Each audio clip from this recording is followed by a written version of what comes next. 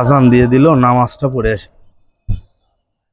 বাবা, কিরে আব্বা, বাপের সাথে এটা ব্যবহার মাস্তানি। পোলাপান নাকি আইছিল, তুমি নাকি চান্দা বান্দা কিছু দাও নাই কা? আমার আইতে হইলো। ও, ওই বান্দর গুলা তুই পাঠাইছিলি? বান্দর বলবা না, ওগুলাই আমি এখন নেতা। না বুঝলাম না, তুই বাপের বিল্ডিং হচ্ছে, এটা তো এক সময় তুই রে, আর সেই জায়গায় তুই চান্দা তোলার জন্য লোক পাঠাইছিস। ছি, ছি, ছি, আব্বা, ছি।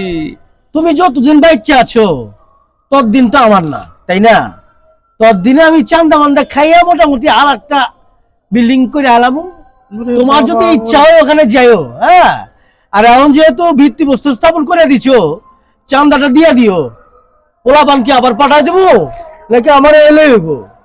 তুই বাড়ি তাকে খাইতে আয়, বেয়াদব কোথাকার। আচ্ছা, তার মানে তুই যে ওই যে সেদিন তোর বোনের বাড়ির যে উপহার সামগ্রী পাঠালাম, সেই সময় যে চান্দানি ছিল এই তোর তোর ছেলেবেলে না? হ্যাঁ, আমার ছেলে বেলে ছিল, কিন্তু মাগার পুরাটা দেয় নাই কা। আমি এই জন্য আগে সাইজ করছি। তুমি আব্বা চান্দাটা দেও আব্বা, পোলাপান এসে আমার কাছে খালি। আর আমি কোথাকার, চান্দা তুলতে তুলতে এমন খারাপ অভ্যাস হয়ে গেছে, নিজের বাপকেও ছাড়ে না, বেয়াদব সব।